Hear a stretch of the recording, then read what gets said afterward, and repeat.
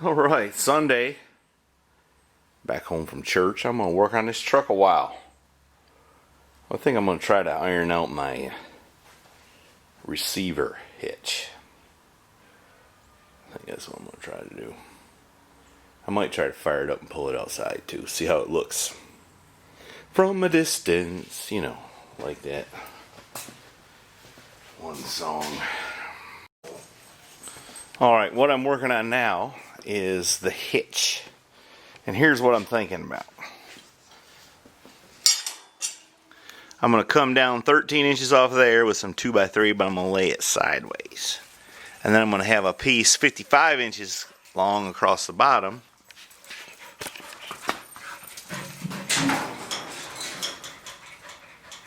Go get him. Go get him.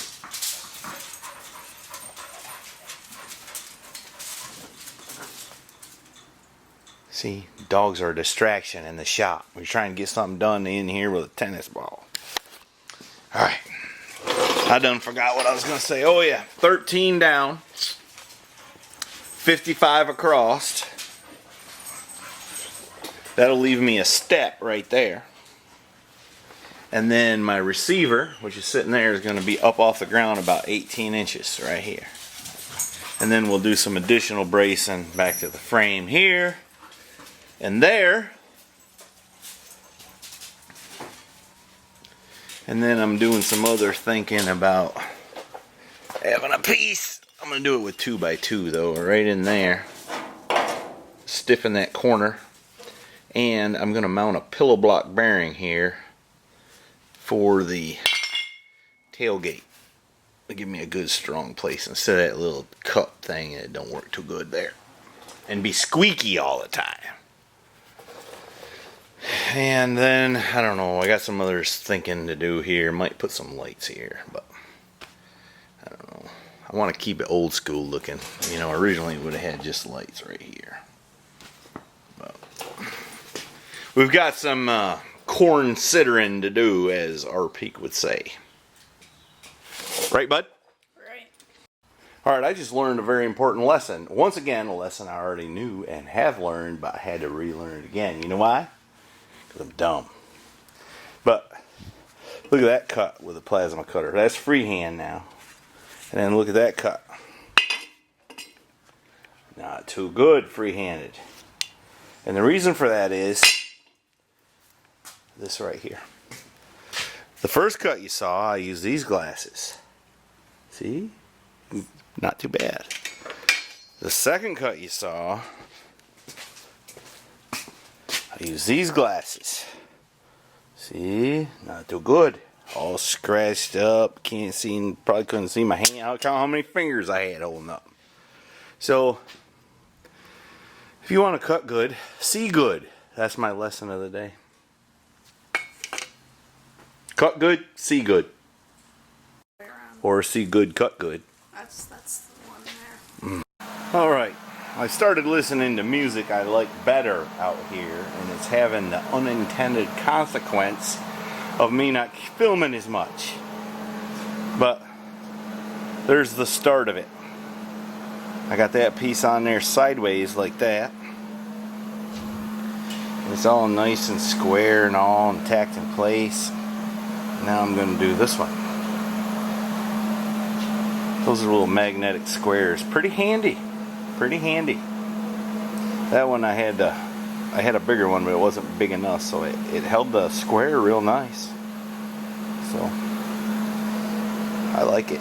The lunatic is in my head. Alright, I turned the radio off so that I could tell you what I'm doing here.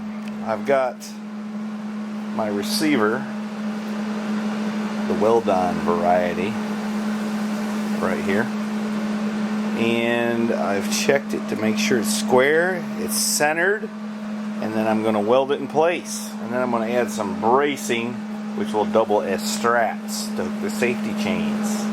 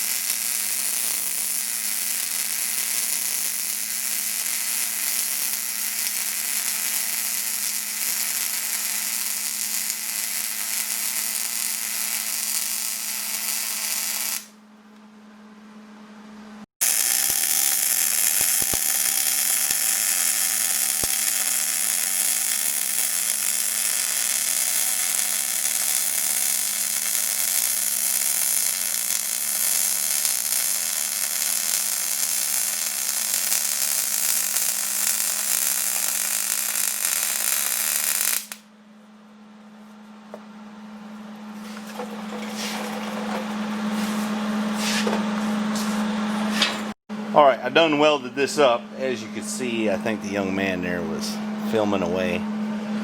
My old self. Anyway, I've welded this up here and here, and let me show you what has done happened.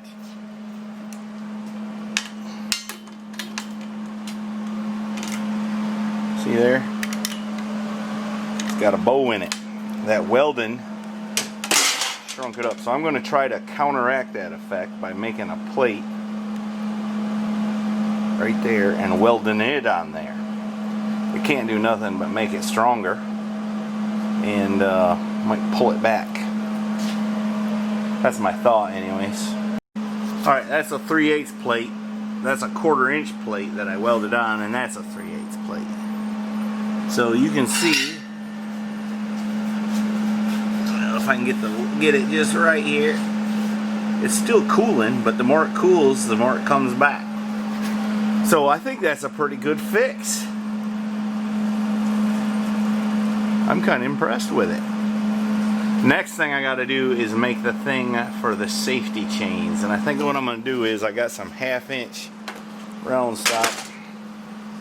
I'm going to weld it there and then bend it up and then back here. Weld it like so. That'll give a good place for the hooks to go. It won't be in the way. And there's been lots of hitches I've used that what you're trying to hook don't fit good. I think that'll make it fit good. Right? He isn't sure, but he's just agreeing with me because he knows I'm always right. Right? Alright, here's what I done did. I heated it up with that torch. I put the big tip on it so that I could heat this up good and bend it. Heck, dang near broke it. Not really. I'm going to double check my measurements, and I think it looks square. I got to double check it. And then I'm going to tack it right there, and then heat it up again and bend it back this way, and then weld it fast. Well, not fast, but good. Or, well, you know what I mean.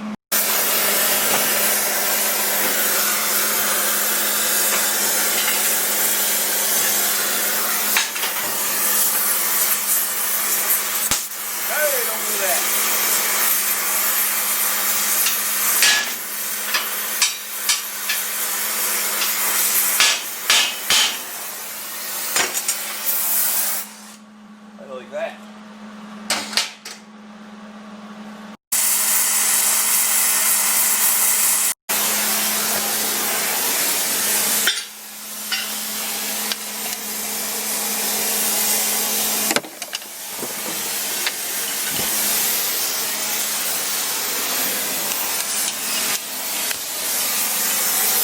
There.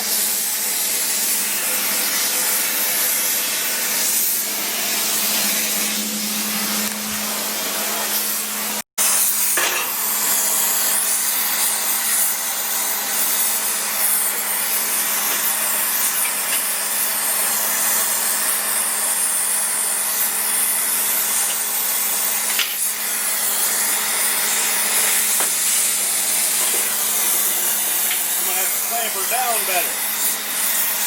Maybe just do it with a hand. How about that?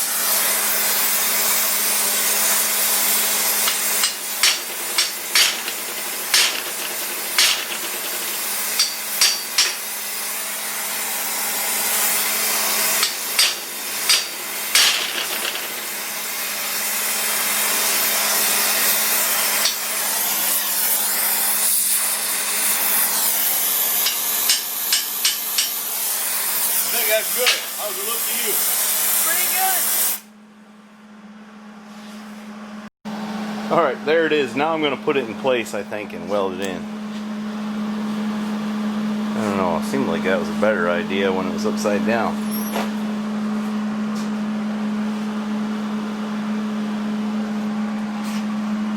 I don't know. We'll see how it looks once it's in place. It might be alright yet. I plan on doing something here, but let me get it in place. That'd be easy to weld it on top. I'm also going to do a brace off the back to the frame some kind of way, but let me put this thing up in place and see how she looks. Alright, that's what it looks like right now. Now if I did my job correctly, when I let that jack down, the hitch won't fall off. And looks like I did my job correctly. Now the young man here says he thinks it's too low. Yeah, I've seen a hitch spot that low before. It's like But the hitch my is kneecap. the hitch is 18 inches off the ground. At least I think it is. Where's the tape measure? Yep, it's about 18 inches. About 18 inches. Hey, my kneecap's 18 inches. The more you know. It's not an off-road truck, mind you. I think we got a couple at work that are about like that, with service bodies on them. I've measured several trucks and they hitched around 18, 16, 20 inches off the ground. So I think it's alright. I think 20. Plus, with it down like that, some young driver might run that into something before he wads up the fenders.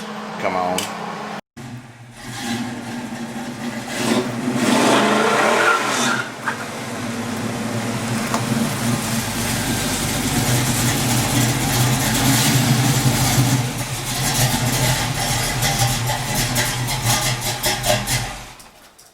This car was filthy, but I had to pay the little miss to wash it today.